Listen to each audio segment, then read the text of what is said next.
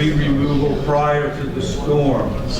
Contracting for debris removal prior to the storm, and we have two presenters from the city of Eugene, Oregon. I'll try to pronounce her name properly. Scott Altenhoff? Yes. Altenhoff, and then Scott is a urban forest management analyst. He's the co-founder of the Pacific Tree Climbing Institute and has contributed greatly to developing and teaching safe SRT climbing to arborists. His arboricultural knowledge and commitment to his work and community made him one of ISA's 2017 True Professionals of Arboriculture. Eric Cariaga? Eric Cariaga is also Eugene. Eric is a GIS technician, specialist with the city, a veteran of many FEMA qualifying storm events, over 20 years experience working with urban forestry issues, and recently recognized by the Environmental Systems Research Institute, that's ESRA, in fall 2017 for creating a custom web application to help Eugene's public works crews respond to tree hazards in real time. Okay, in real time. So Eric's work has revolutionized Eugene's tracking and post-storm reporting capabilities and greatly enhanced his agency's ability to meet the stringent requirements of FEMA reimbursement. So this is a success story, and I thank you both for coming.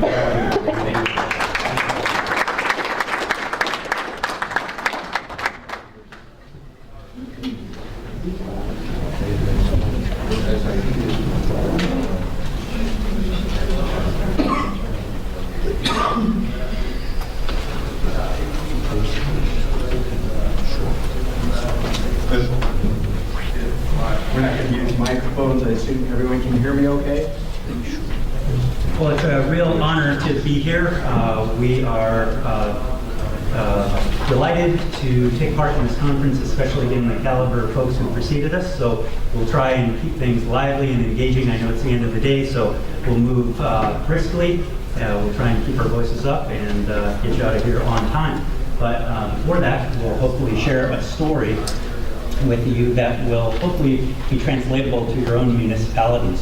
I'd be curious to know how many folks in the audience are city or county municipal agency managers.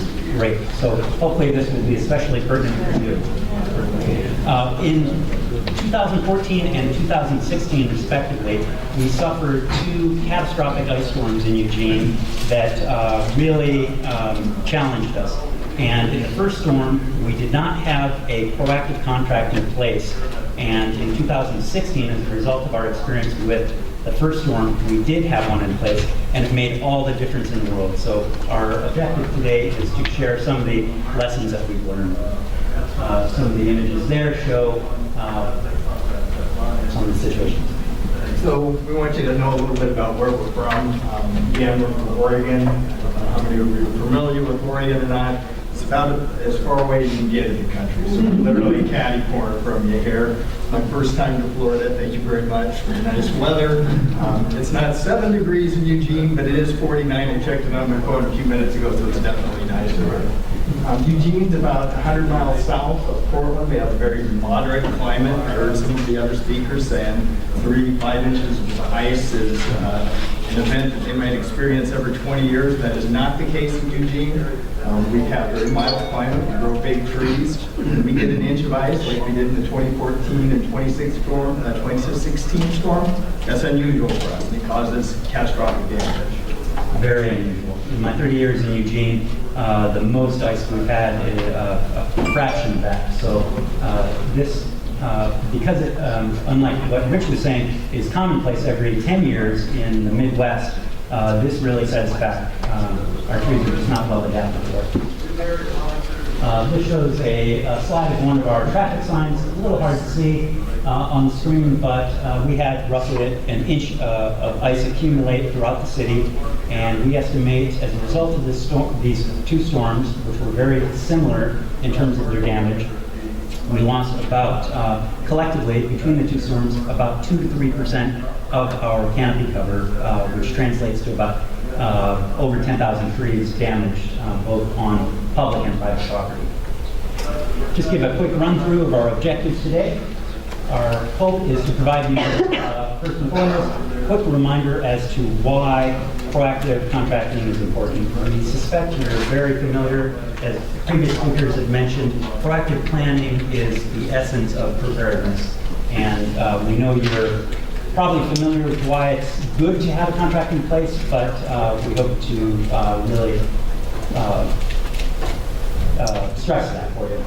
Secondly, we'd like to give a brief overview of how we were able to accomplish establishing a proactive contract. It sounds like a fairly straightforward thing. You just engage a contractor before the storm. Well, it's not so easy, especially when you consider what hoops you have to jump through to qualify for FEMA reimbursement. Thirdly, I'd like to give you some tips, as I mentioned earlier, on how you might take some of what we're talking about today and apply it in your own treatment. I saw quite a few hands go up that you work for municipalities. Have any of you been in a FEMA qualified event where you've actually reimbursed or been reimbursed with money for FEMA? Yeah, a couple of people in the room. So what you're looking at here is pictures that happened in the 2014 storm. You can see the ice load on those trees. Somebody's already been through and we've cleared the road. That's always a priority for us. Power lines are loaded. You can see they're down and they have a bunch of ice on them as well.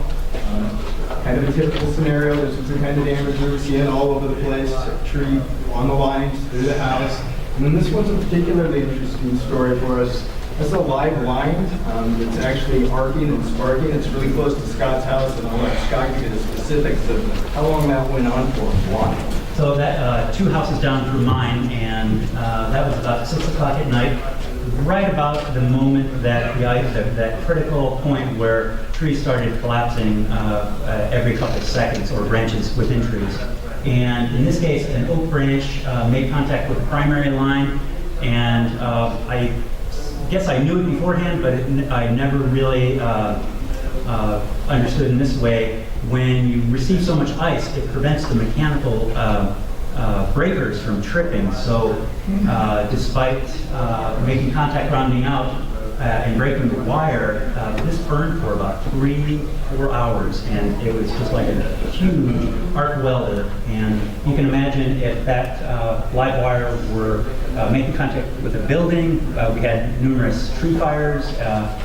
I don't think we suffered citywide any structure fires as a result of this, but it was impressive to say the least, and quite dangerous, especially where you had high traffic areas and high occupancy rates.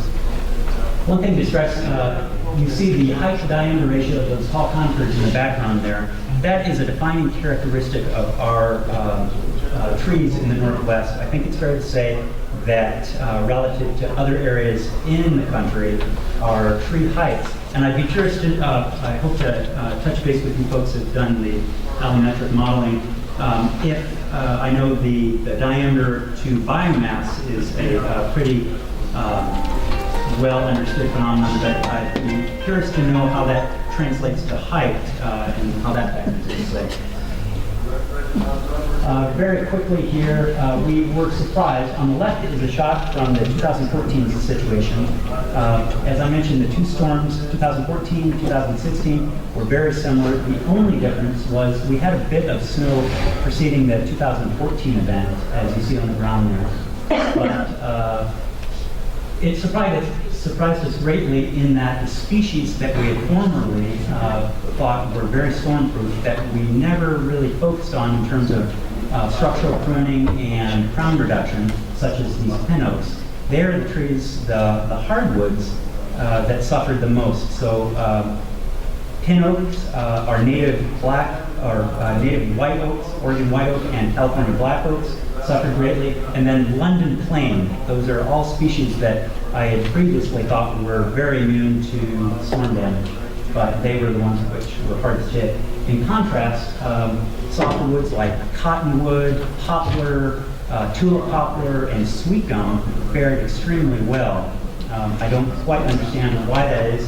but I suspect it has to do with something related to, instead of breaking at that critical point of strain, continuing to flex. That is our Public Works office in Eugene with a river birch that in 2016 just found that fell apart. You can see the pit coating side. Important documents for you to take count of. It sounds like something we've been through FEMA storms, things that you're going to want to pay attention to and have on hand. We have several FEMA experts. We're fortunate in our organization. I'm kind of the data expert. I know what they'll be looking for us to track. You're going to see some slides about some of the applications we use, some of the processes that we've improved upon, some of the improvements we've made. Scott also has some expertise. He's the one that developed the contract work we're going to be talking about. And we also have a financial expert. She looks at this kind of like a Bible. This is on her desk. She knows it inside and out. It's important. It can save you a lot of money and potentially get you reimbursed a lot of money. We learned that in the 2014 storm. We weren't as prepared as we could, and we weren't able to recuperate as much money as we could. And while we have the slide up, the time to familiarize yourselves or your agencies with these documents is not when the storm hits or after. The best time is several months or years before, so critical point there. To really get a solid contract proactively, it's important to understand what your agency's capabilities are and what FEMA requirements are going to be. In terms of our organizational capabilities, what you're looking at is the City of Eugene's complete urban forestry fleet. It's sad but true. We do a lot with 2 vehicles. I think most private tree care companies have a larger fleet than we do. But what we do have going for us is a staff of 10 folks, 5 field arborists and 5 technical and administrative staff that are very good at contract management and information management, dealing with the public, and coordinating our local arborists to help us with our work. We also are responsible for 90,000 street trees. We're fortunate to have an inventory, so you can imagine we definitely need some contract help.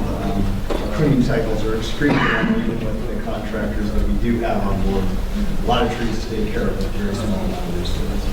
On a daily basis or under blue sky conditions, we generally have 2 to 3 local contractors helping us with proactive pruning, with our pruning cycle, with specialty pruning, and with tree removal and stump pruning. So we've always got local contractors in place. But what we found in 2014 was once the storm hit, nobody wants to lock in to a municipal rate. They've got higher paying work. They're up to their eyeballs taking care of established customers. So we were having a very challenging time getting our needs met. So that is in large part what prompted us to establish the 2016, or establish the contract in 2015. We followed that instant command structure. Some of the lessons that always felt we learned in the 2014 storm. We've always had wings and different branches inside the IC structure. I heard the speaker earlier talking about public information and sharing that out there. We have a public information officer, a liaison. We're working closely with our utility companies to make sure those down power lines are getting taken care of. And then this whole wing is kind of an interesting wing. In the 2014 storm, we have the operations section and the section sheet, of course. This just had a wing here that was just called snow and ice. And that tree wing wasn't there at all. And some of the lessons we learned for our structure were we really needed to break that out. It really wasn't the snow that was causing the problem. We had plenty of plows. We had the roads open, except for the trees. So we actually developed this new structure for our RC structure where we had a dedicated tree branch so we'd be more ready. And that happened to us again. Proved very useful in 2016. And as you can see on the bottom portion here, a significant part, I'd say 2/3 of the work that was undertaken to clean up the trees was done on a contract basis. So a hugely important portion of the storm cleanup. Road prioritization. So one of the things we always do is set our priorities. I heard it mentioned in one of the earlier presentations. We basically prioritize based on volume, traffic volume on the roads. course, public safety. But we want to make sure those roads are open so that we can get to the hospitals and schools, all of those kinds of things. But you're looking at our first priority, what we would call our major arterial roads. They're the ones with the heaviest traffic. We want to make sure they're clear. We're going to send scouts out there. We get lots of calls from the public telling us where the problems are. They don't always tell us where the ones are along the priority routes. And it breaks down from there. Second priorities are blue, third priorities are green. And then we also track, and this is important, where other jurisdictions are responsible. We don't want to be duplicating any efforts. So those are state roads that go through there. We know the state's going to take care of them. This is our county that we're in, Lane County. You know, they have a bunch of roads out in that area. Determining who's responsible for what, so we're not duplicating efforts, extremely important. We were definitely doing that better in 2016. I think part of the reluctance that folks have to establish proactive contracts is it really depends upon having a solid plan in place. It's going to be difficult to engage a contractor and get them to give a price if you can't demonstrate that you've got a solid system for prioritizing work and dispatching crews. So I think that in essence, in large part, is one of the big barriers to that. So the nice thing is if you just focus on this with an emergency operations plan, kind of address how are we going to approach our work, how are we going to prioritize it, it just happens in a systematic manner, and then lo and behold, the contract basically writes itself after you figure out what your needs are. This shows how we've broken up our city into management units. On the right is a standardized grid that our utilities use and that our other public works crews use to break things up. The only problem with that, it's great for organizing the work and just having nice discrete sections that you can assign and check off when they're completed. But in terms of social relevance, as Angie mentioned today, involving the public and informing the public is actually a huge component. What we found as an agency was we were having to field so many questions and so many calls from the public because we weren't doing our proactive information management or public outreach, that we got ahead of that curve. And so now we're trying to keep folks apprised, and those neighborhood associations are much more socially relevant. So just having a good way of breaking up your jurisdictions is key. The increase in technology, and this is part of what we've been doing. So all of our staff now, this is new in 2016 storm. We're using iPads or Android devices. We use Esri's products. Built some customized stuff for them. They're out there documenting. We implemented Storm Scouts. They're actually documenting live time in the field, where the hazards are. They're prioritizing them. They're taking before pictures. The contractor then can see this has been assigned to them. They also have mobile devices. They see it's assigned to them. They know which ones to respond to first. We're capturing the piece of information that FEMA's going to be looking for. We're making all of that much more efficient and happening much faster. While the slide is up, it is probably worth noting our contract allowed for, we took a long, hard look after the 2014 storm, what were our organizational needs, and we realized rather than having city staff go out, assess a tree and say, yeah, it needs work, and coming back and then sending the contractor out, wouldn't it be nice if it could be one-stop shopping, send the contractor out to do the assessment, although they may not be track certified, it's not rocket science to see that a shattered tree needs treatment of some sort, that there are some aerial hazards that need to be treated.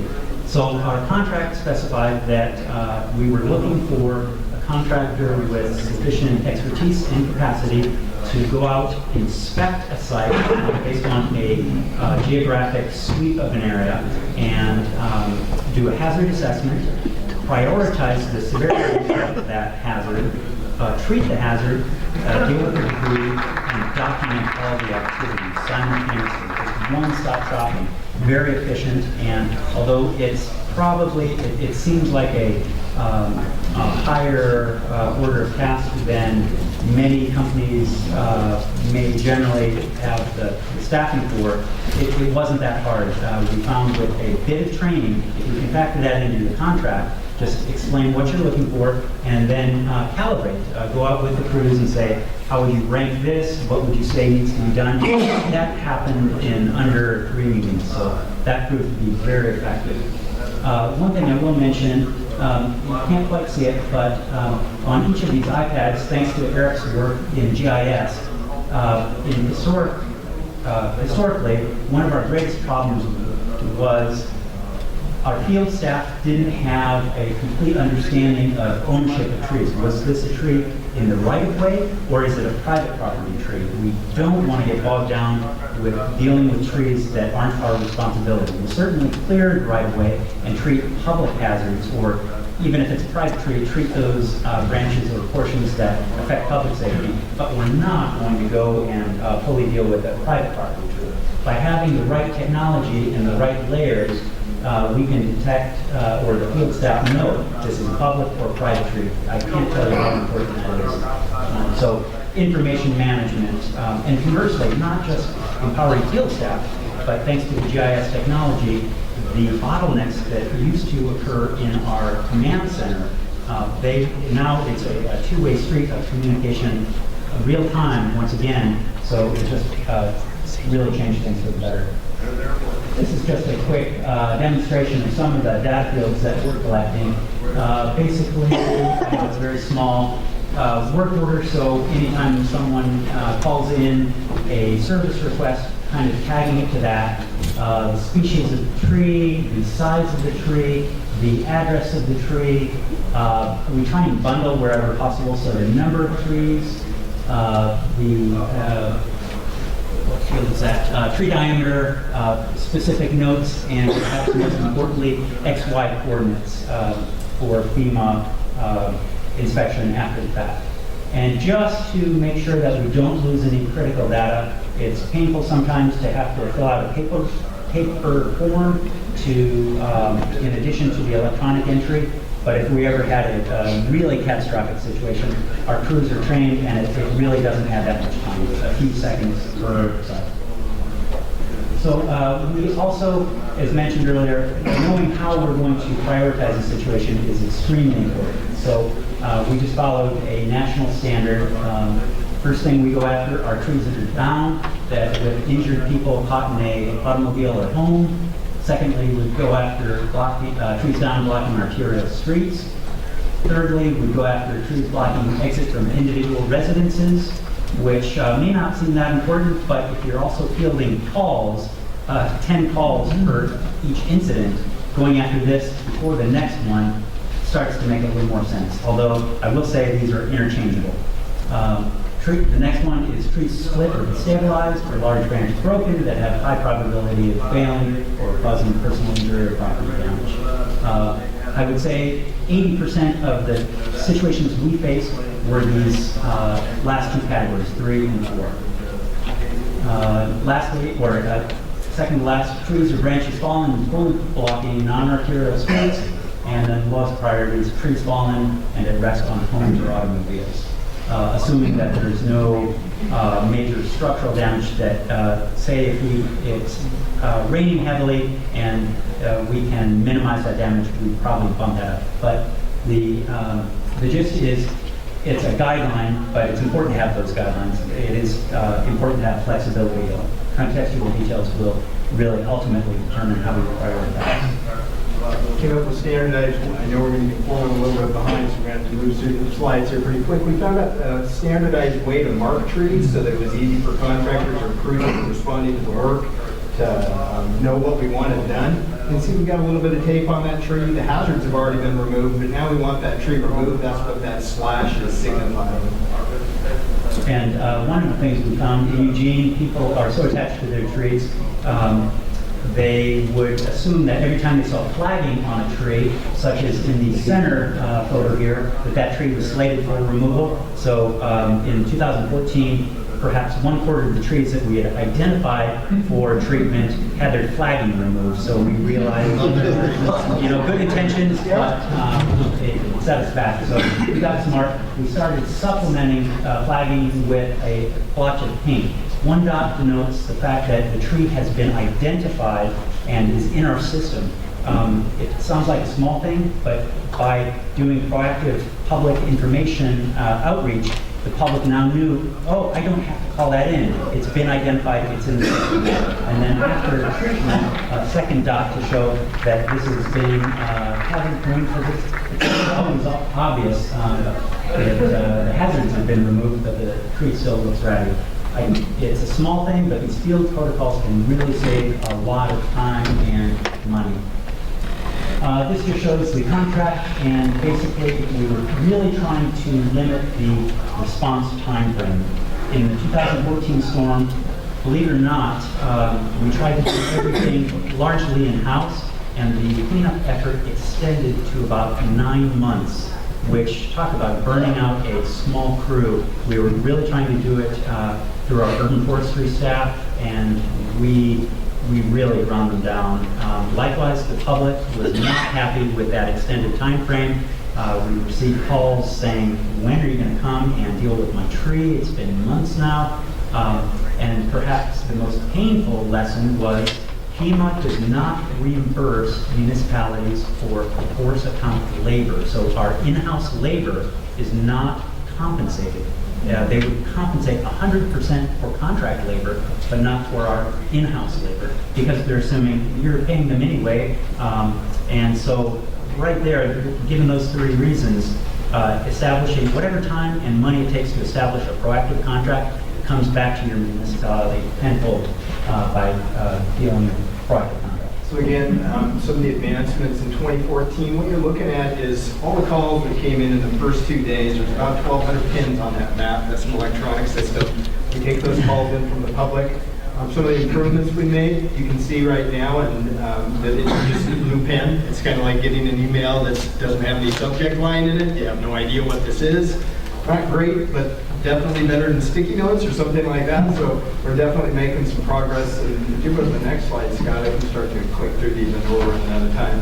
And we made a little bit of progress later during that storm in 2014. These are also calls, but now we've got smart enough where we're going to put some kind of prioritization on them. You can see this red pen here, and the yellow ones are saying it's priority. Again, based on the public though, and you can't count on them for the expertise that we get when we have our own scouts out in the field looking at these things. This McGillicuddy calls it in. It's a 2-inch branch that's hanging over her house. I guarantee you it's a high priority. Right? We all know that. We learned that we can only rely on the public so much. Value it. It's important to get that information. Not the same as having our staff go out and look at it with their expertise. This slide is now what we used in the 2016 storm. So you can see a single symbol is now giving us a lot more information. You can see up here that this symbol is telling you who its work order has been assigned to. You can see the priorities. So over here you can see one, it's a little hard to see on the map. It's got a red triangle around it, and you can see who it's assigned to. And then it also designates the status. So behind there, we're tracking all of those other fields, the location, pictures, and all the things FEMA will be looking for. But in a simple glance, you can quickly look and see, hey, what's going on at the site, what's happening there. Kind of closer look at the same kind of thing. We've added in the power lines here. We're always trying to warn our crews of existing hazards. Look, you're working near power lines. Make sure you're aware, keep your eyes out, pay attention to what's going on. These red lines and blue lines are primary power lines. We're walking into a park there, same kind of thing. And on the topic of power lines, we also designed our contract. We wanted a contractor that was line clearance certified. In the 2014 storm, one of our greatest problems was having to wait for that utility clearance to say that line has been de-energized. So we wanted folks that were very familiar, and in fact, the successful bidder was our current contractor for our local utility. So it worked out really well that they had local experience. Out-of-town crews are fine and good, but it's going to take additional costs for lodging, and they don't know the town as well, and they don't have the rhythm bound to the same extent. So where you can engage local contractors, that's ideal. Although we had the flexibility to have our contractor undertake debris removal, we found, given our public works capabilities and fleet, we were very well set up for debris removal. And that allowed us to keep our contractors focused on technical tree work. That's where we really needed the assistance.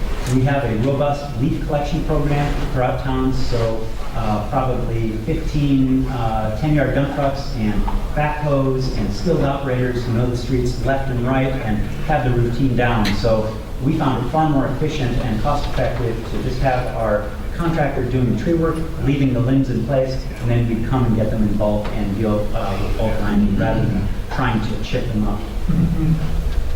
So it's a simple choice. Be prepared, and it's going to pay off in the long run. Be unprepared, you're going to pay the price for it. I know we're wrapping up here, but it's much easier said than done, no doubt about that. We did a lot of hard work between the 2014 and the 2016 storm. It paid off tremendously. I think we're going to recover $1.5 million for our organization from FEMA. That's our hope. We believe that's going to happen. So the biggest challenge, our contract is the first that I know of that was able to get to a unit pricing cost for hazard pruning. As you might imagine, time and materials pricing is the easy part. We ask for the contractor to give us for various field positions your hourly rate for standard and overtime, and then in the gray, your equipment costs. That's easy, but how in the world are you supposed to get a unit cost for pruning?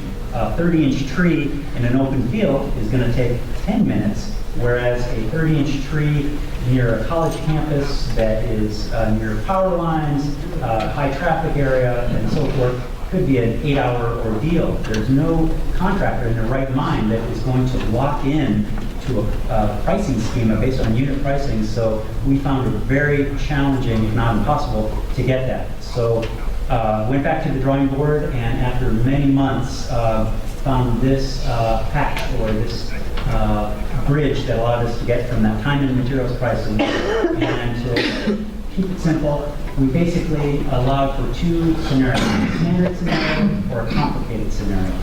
Probably 80% of the work falls under the standard scenario, and we basically said, if you think as a contractor that this is a complicated scenario, let us know. We'll just have our field inspectors confirm it. And to be honest, they never used that. We always agreed, so that was easy. That allowed us to lock in on a much lower base rate than if they had to factor in complicated scenarios. So I highly recommend that. The other one was I consulted in iTree Storm, the iTree suite of tools, and there I found a national estimation for the number of person hours involved for pruning these various size class trees, and then removal for these size class trees. And because, as mentioned earlier, our heights tend to be, we have taller trees in the Pacific Northwest, we felt it was appropriate to bump that hourly or time estimation up a little bit, and to not lock them into something that wasn't going to pay off. Because when push comes to shove, the contract needs to work for all parties. It needs to work for the contractor, for the municipality, and for the public at large. And so basically, by plugging this all in, we were able to get to that unit pricing. We'd be happy to, I know we've rushed through this, but due to time constraints, I'd be delighted to share our contract with any folks that are interested or any details. So please don't hesitate to reach out. Sorry we went over a couple minutes. We're also going to be doing a presentation on FEMA. You can ask for maybe get some more information then. I know we ran a few minutes over. I apologize. Quick summary, proactive storm work contracting requires a lot of pre-planning. We've heard that before. It's not an easy task, but the return on investment is significant. Secondly, proactive contracting ensures that you have what you need when you really need it. Lastly, proactive contracting allows you to take better care of your employees and your community. And really, that's what it's all about. The final thing to remember is no system is ever going to be ideal, so don't let the ideal be the enemy of the good. Start with something and then make slow, gradual refinements to it over time. Don't wait till you have a perfect system in place. Thank you for your time.